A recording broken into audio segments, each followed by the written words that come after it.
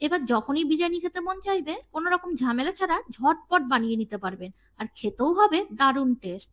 প্রথমে চিকেনগুলো অল্প পরিমাণ টক দই, পরিমাণ মতন বিরিয়ানি মশলা, স্বাদ মতন লবণ, আদা রসুন বাটা, কাশ্মীরি লঙ্কা গুঁড়ো, ঝাল লঙ্কার গুঁড়ো আর অল্প পরিমাণ দিয়েছি কেওড়া জল আর গোলাপ জল, সবকিছু ভালো করে মেখে ম্যারিনেট করে রেখে দিয়েছি। এইদিকে ভিজিয়ে রাখা বাসমতি চাল আর স্বাদ মতো লবণ দিয়ে ভাতটা বসিয়ে দিয়েছি। এদিকে ছাকা তেলে পেঁয়াজ ব্রেস্তাগুলো ভেজে তুলে নিয়েছি আর আলুগুলোও ভেজে তুলে নিয়েছি।